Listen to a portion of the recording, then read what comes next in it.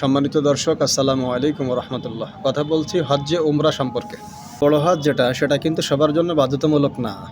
যারা আর্থিক দিক দিয়ে স্বাবলম্বী হয়েছে একমাত্র তাদের জন্য হজ করা ফরজ, কিন্তু আপনার আমার জন্য, সকলের জন্য কিন্তু বড় হজ বাধ্যতামূলক না।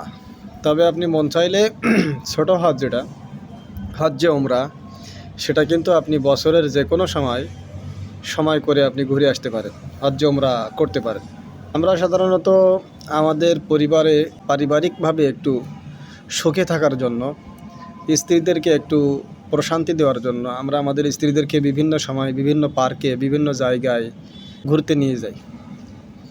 তো বর্তমান সময়ে যে অবস্থা, আপনি যদি নেক হালতে থাকেন, আপনি যদি পরকালের হিসেবে আমলিয়াতের ভিতরে থাকতে চান, তাহলে আপনার স্ত্রীকে নিয়ে আপনি কিন্তু বিভিন্ন জায়গায় যে পার্কগুলো আছে, সে পার্কগুলো কিন্তু ঘুরতে পারবেন না। কেননা বর্তমান সময়ের যে সমস্ত পার্ক, যে সমস্ত প্রদর্শনী এলাকা, সে সমস্ত জায়গায় মানে এত বাজে পরিবেশ, ছেলে মেয়েরা যেভাবে চলাফেরা করতেছে, সে জায়গায় কিন্তু আমরা আমাদের স্ত্রীদেরকে নিয়ে অনেক সময় লজ্জাবোধ করি, ঘুরতে ভালো লাগে না, যে না, এই জায়গায় আসলে বরং উপকারের চাইতে অনুপকার বেশি, সওয়াবের চাইতে গুনাহ হওয়ার সম্ভাবনা বেশি।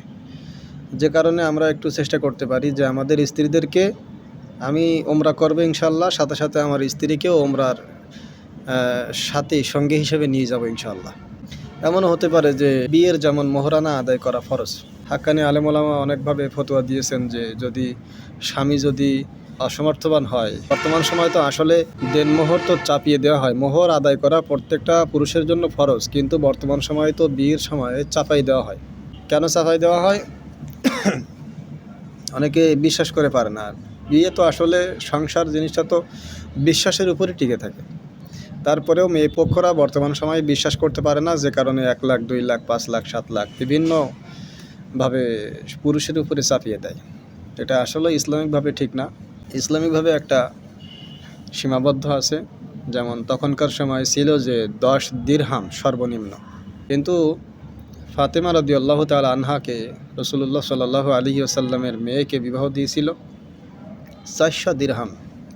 এর কম বেশ আছে, এখানে মত পার্থক্য আছে। তো যাই হোক, একজন স্বামীর অর্থাৎ ছেলের আয়ের উপরে ডিপেন্ড করবে যে কত দেনমোহর করলে সে পারবে। এরকমভাবে একটা দেনমোহর করলে ঠিক আছে, কিন্তু বর্তমান সময়ে একটা ছেলে মনে করেন যে, ধরেন মসজিদে ইমামতি করে, এর বেতন হলো 5,000 থেকে 6,000 টাকা। তার জন্য যদি 20,000 কি 30,000 কি 50,000ও ধরে, তাহলে সেটাও সম্ভব।